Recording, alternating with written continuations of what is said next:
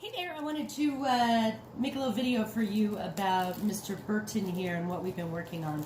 So you were interested in the work around the body handling, and I actually did a video really similar, which I will also send you a link to.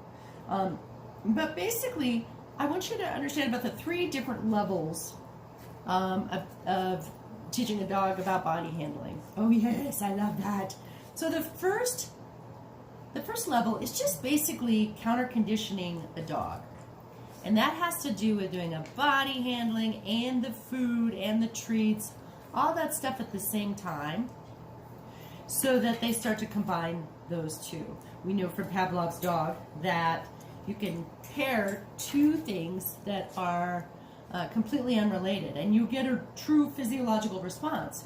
So if it's something great that you're pairing with something not so great, you'll start to actually get a real response, a physical response that feels good, along with something that they didn't necessarily think of as pleasurable in the past.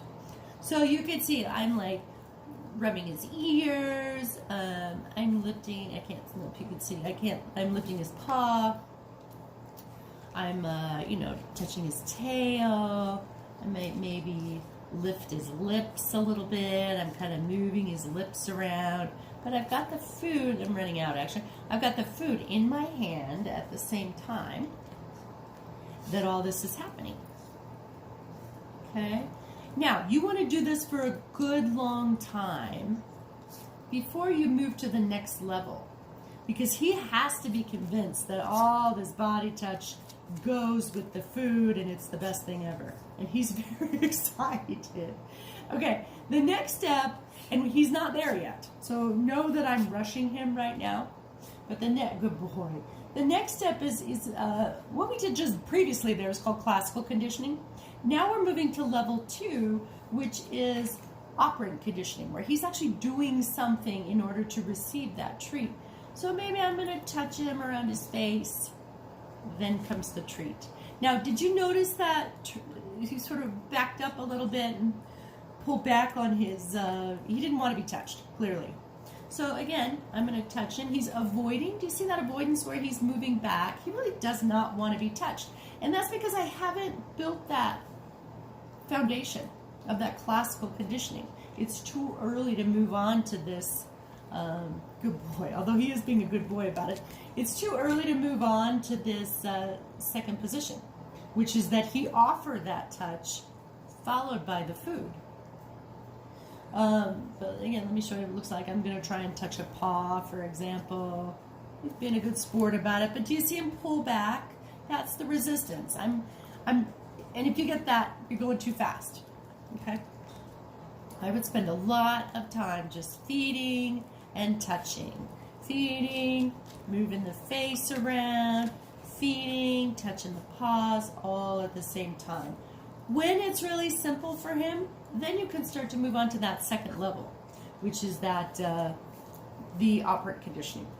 The third level is going to be, and we're definitely not there yet, the third level is going to be that he has such a great experience about being fed in the context of being touched, that when you put out your hand, he's actively going to move toward you because he wants to do something. He wants to have that opportunity to get a treat.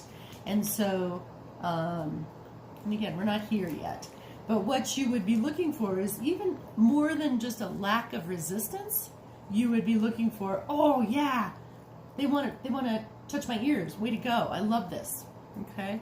So just be mindful of that. Be mindful of starting that, building that foundation first, and don't automatically go right into the higher levels. I'm going to send you a video from yesterday, which you can see a little more of the progression, but very similar things that we're working with another dog, and it'll be real valuable to see it with another dog as well, because you can see a little more dramatization, sort of the more a little more subtle avoidance, and what it looks like when a dog offers compliance or is like, okay, I'm fine. Good job. So I'm just barely beginning. When I'm touching him, yes, Do you see him moving out right in that moment? I'm putting up my hand and he is extending his neck to my hand. I'm not moving my hand into him. I'm laying my hand out, yes, and he's moving into me. That's what you want to build, okay? Sorry, I got to kind of adjust this so you can see better. But he's a ways away.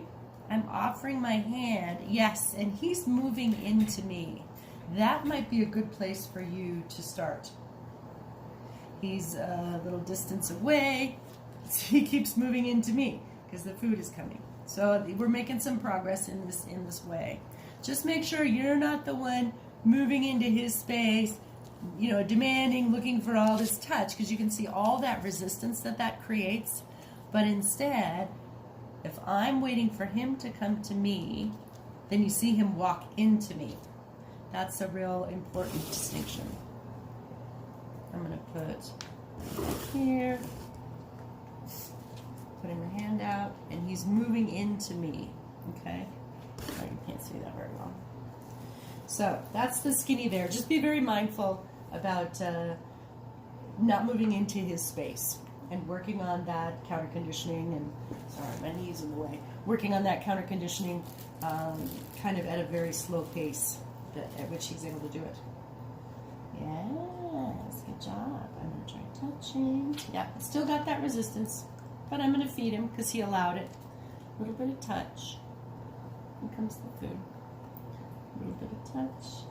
Here comes the food. Yeah, he's just not ready. So again, we're going back to this. Back to basic classical conditioning. All right, we'll make progress. Hang in there. Just a little addendum here. I wanted to show you, by the way, how I hold these treats. I have them in my hand. Yes. And I shut my hand, and I just give him access to a little bit. Okay?